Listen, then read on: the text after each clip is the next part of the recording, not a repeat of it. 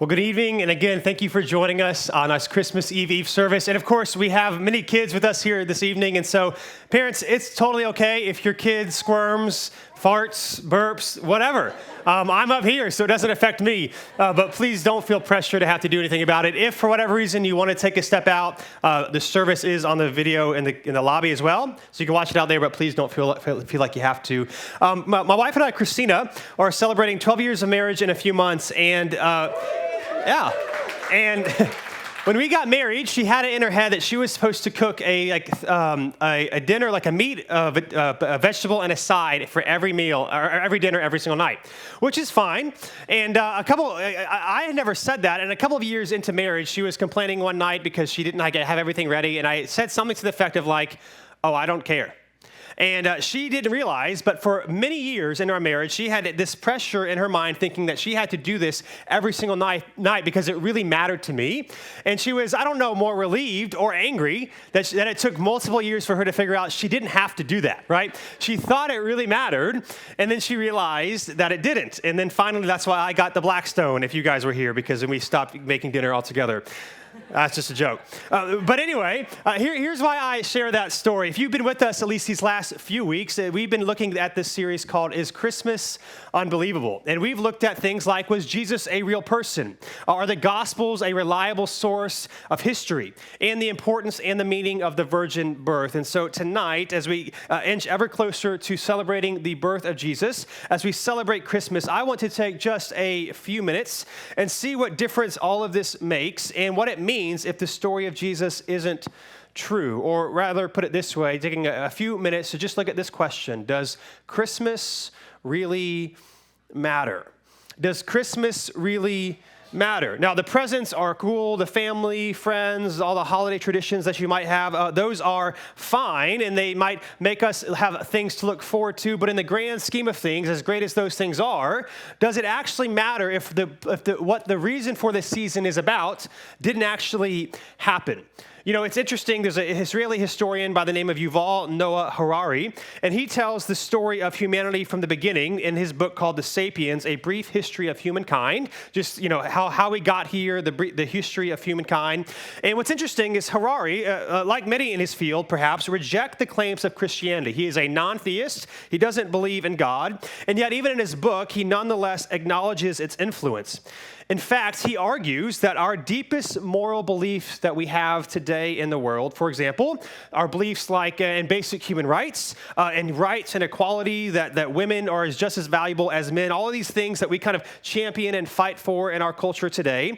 He says that they are not self-evident truths, but rather they are actually biblical beliefs. In fact, he says it this way. This will be a quote on the screen. He says, if we do not believe in the Christian myths about God, creation, and souls, what does it mean that all people are equal? As far as we can tell from a purely scientific viewpoint, human life has absolutely no meaning. Humans are the outcome of blind evolutionary processes that operate without goal or purpose. Our actions are not part of some divine cosmic plan. Hence, any meaning that people ascribe to their lives is just a delusion. Now, of course, he would say he still appreciates and he likes that we try to pursue good things, but the reality the meaning that we assign to our lives doesn't actually inherently exist. In fact, many non-theistic, that is, non-God believing philosophers will argue that your sense that you are you, that I am me, is a delusion too. Really, all of this is simply a chemical processes in our brains trying to make sense of and give meaning and value to our lives. And so in the grand scheme of things, what this means, if God does not exist and this Christmas season is nothing more than presents and lights, is that your suffering, while you and I might not like it, ultimately in the end doesn't really matter, certainly not from a cosmic perspective. Your joys, while you might like them, they don't really matter. Your accomplishments or your lack thereof, while you might like or dislike certain things that have happened in your life, they actually in the end do not really matter. Nothing actually really matters. We create this mirage of meaning in our lives, but when our brains stop working, the meanings that we have created are all done. In fact, there's a Netflix movie called The Dig. It's a true story. It's a dramatized event based on the true story of an archaeologist by the name of Basile Brown, and he excavates this extraordinary ancient Anglo-Saxon site on a land owned by a woman named Edith Perry. And in the course of the digging process, Edith discovers that she is dying.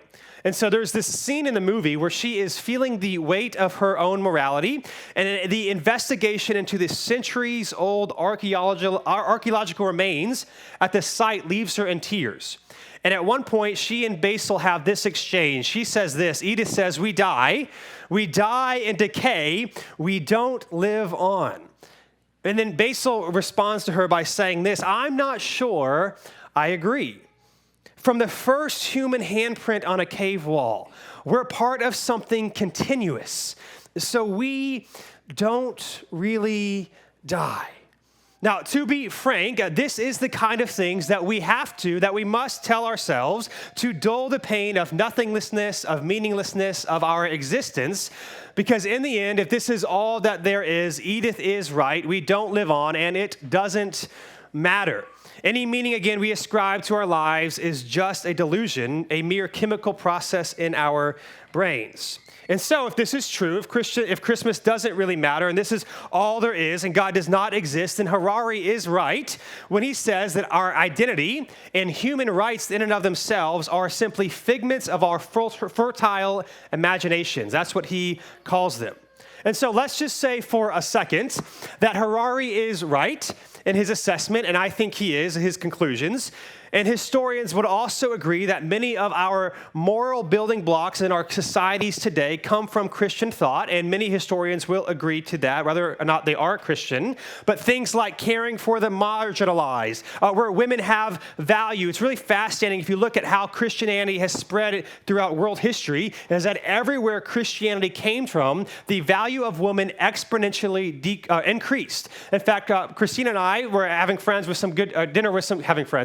dinner with some good friends the other night. One of my best friends, and him and his wife, their parents are from the country of India. And we were even talking to them about adoption, and she said that one day, if they adopt, they are interested in adopting a baby girl from India, because girls in India are not treated the same as boys. This is a predominantly non-Christian culture, and so of course you would expect to see these things like caring for the poor, fighting for those who cannot fight for themselves. These are all claims that Jesus has made. Hospitals, the sciences, all these things are heavily influenced by Christianity and Christian thought. And so what it can be tempting to do, in fact, I read some articles about this week, it can be tempting, well, why don't we keep the values of human rights and dignity and progress and scientific discovery and all these things and just take the claims of Jesus out?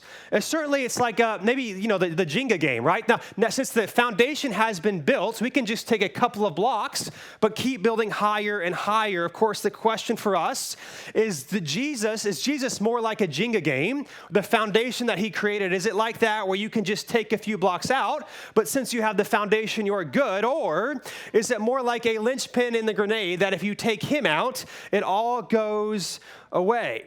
In fact, I would argue it would be the latter, that it is more like a linchpin in a grenade, because you don't just lose the basis for morality. You don't just lose the foundation for even saying all humans have rights if you take Jesus out. You also lose meaning itself. And as we mentioned, if there is no meaning, your suffering, while you may not like it, doesn't really matter. It points to nothing. Your joys and your accomplishments, while you like them, mean nothing and will mean nothing in a very short period of time. It's always a fun experiment to talk about how no one will remember you 100 years from now. There's probably very few of us in this room or watching online that can name even one of our great-grandparents. And this is what is going to come of us. And in fact, if this is all there is, even things as horrific as genocide don't really matter, because the people who have died from genocide are dead and it's over for them. And those who committed genocide, well, nothing really happens to them at the end. In the end, it is all meaningless. If I haven't encouraged you enough this Christmas evening, I'll say one more thing. There is a well-known atheist philosopher by the name of Friedrich Nietzsche. He was around in the 1900s. You might be familiar with him. He was a German philosopher. He was an atheist. And one of the things he was very famous for is claiming that God is dead. And he studied and wrote a lot about nihilism. And he taught that without God, we are alone. We are exposed to a natural universe devoid of the comforting ideas of a God-given purpose to things and to life and to meaning itself. And so, according to Nietzsche, this is the state of nihilism. It's the idea that life has no meaning and life has no value, and this idea cannot be avoided. We must go through it, as frightening and as lonely as it may be. We can't just kind of think, well, I don't really know what happens. I'm just going to pretend it doesn't all matter, or maybe there's going to be something. He's saying, no, we have to confront this reality that this is all there is. This is what happens if you take Jesus out of it. It's not just the building blocks are there, it's meaning of life itself. This is what we are left with if Christmas doesn't really matter and it's just about the lights and the presents. Now, of course, the good news for us, the reason why we gather and we worship not just on Christmas, but on Sundays and throughout the year, is because we believe that Jesus is the God-man who came into time to do for us what we could not do for ourselves, and has painted a drastically different picture for you and for me. Here's what the Gospel of John says. I'm going to read a few verses from John this evening. They'll all be on the screen, so you can just read along. If you want to open your Bible, you can as well. Be in John chapter 1. The Gospel of John, the Gospels are the accounts of Jesus' life, death, burial, resurrection, and his teachings. And the Gospel of John does not begin with the birth narrative of Jesus. So Matthew and Luke talk about how Jesus' birth, but John, echoing and writing and commentating on Genesis chapter 1, starts in the very beginning of creation. And here's what John says in John chapter 1, starting in verse 1. He says, "In the beginning was the Word, and the Word was with God, and the Word was God. He was with God in the beginning. All things were created through him, and apart from him, not one thing was created that has been created. In him was life, and that life was the light of men. That light shines in the darkness, yet the darkness did not overcome it." Now, if you continue to read in John chapter 1, you will find that the word that John is talking about here, he's referring to Jesus when he says the word. That what John is saying is that Jesus was with God and is God himself, that he was the creator, that he was the beholder of all things, and that there is nothing that can overpower him. Even in the darkness and in the suffering and in the evil that we can see in this life today, nothing is stronger and more powerful than him. And then he continues by saying this a few verses later in verse 9. He says, "The true light that gives light to everyone was coming into the world. He was in the world, and the world was created through him," talking about Jesus, "and yet the world did not recognize him. He came to his own, and his own people did not receive him. But to all who did receive him, he gave them the right to be children of God, to those who believe in his name, who were born not of natural descent or of the will of the flesh or of the will of man, but of God." Now, what John is doing here is he is recapping what Jesus did when he came. That the one who created the world, stepped into the world, was rejected by many of his own people, yet to all who believe or to all who trust in his name, he gives the privilege of becoming a child of God. And this was a radical concept today, but even in the ancient world, where your connections, where your value was all dependent upon your family and your heritage and your lineage and how much money you had and where you are in society and if you were a man or if you were a woman and if you owned land and if you didn't. What John is telling us is that all of these things, all of the things that you think you can bring are irrelevant, that all people are welcome into God's throne room for those that follow and trust in Jesus. It's not about what you have done or your connections or you trying really hard. It's about him. That's what he's saying. And this is the gospel. Now, you might hear this a lot in churches, so we kind of forget how radical, how crazy this is, that the reception into the family of God is not based on what you do, but by trusting in the one who did it for you. It's not based on, hey, I gave enough money this year, or I prayed enough times before I went to bed, or I read the Bible enough times this year, or I gave to this charity, or I didn't do the things.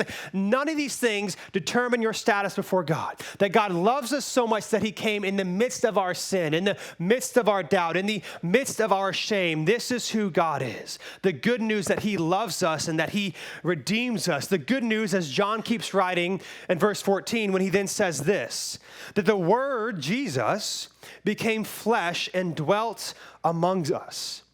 We observed his glory, the glory as the one and only Son from the Father, full of grace and truth. Now, flesh and dwelt among us, literally that's translated that he pitched his tents, like he built a house, that he wasn't here just to check things out and to leave, but he came to reside to make it possible for us to follow and believe and to know the love of God. That the Word, the author of the story himself, stepped into the story that he created. He was rejected and he was executed, but he knew that this would happen. It wasn't some tragic mistake. It wasn't some tragic accident. It was God's plan for us. And here's what this means. Here is the reality of what this means if this is actually true. That if there's actually a God who not only exists and is our creator, but also loves us, as demonstrated by his desire and willingness to come and to redeem us, it means that our lives are actually meaningful. It means that justice and love will win at the end, not because it sounds nice, but because it's objectively true. That our lives do have meaning, that your suffering actually does matter, that your successes, they matter too. That's the good news. Or put another way, the story of Christmas means that you matter. That if a loving God exists and cares, then meaning isn't an illusion. It's not brain cells just firing off in your brain. That when you die, excuse me, it just stops working. It just stops mattering. It means that life actually matters and that you actually have meaning. You know, it's interesting. It reminds me, I don't know if you ever had things in your life where you didn't think it mattered. It's kind of like the opposite of the story I began in the beginning with. And then you realize later it actually does matter. So I think all of us, excuse me, man, I feel great. I don't know. I'm so excited. I think all of us can relate to this. The older you are, the more you can relate to this. When I was a kid, I remember hearing going to McDonald's or whatever, and you'd have adults being like, oh, I can't eat that. It makes me feel terrible. I wouldn't eat that. And as a kid, I remember thinking, I felt so bad. I was like, oh, you must be so sad that you're missing out on this delicious hamburger or this these Oreos. I was just I felt so bad for them. It doesn't matter what you eat. Well, the older you get, the more you realize, you do feel a certain way when you eat things. And I'm only 32, so I'm not that old, but one of the things I've remembered is bagel bites. I could just eat those things. And for whatever reason now, when I see them, I'm just And so a couple weeks ago, Roman, our 4-year-old, was eating a bunch of bagel bites, and he had 2 or 3 left. And Christina asked if I wanted them, and I just looked at those and I was like, no. And there was no part of me that was oh, I'm so sad. They're so delicious. I was how they make me feel, it is not worth it, right? I slowly started to realize, so actually what you eat does actually matters. And this is good news for us. The good news of the gospel actually matters. It matters. Otherwise, it is just news.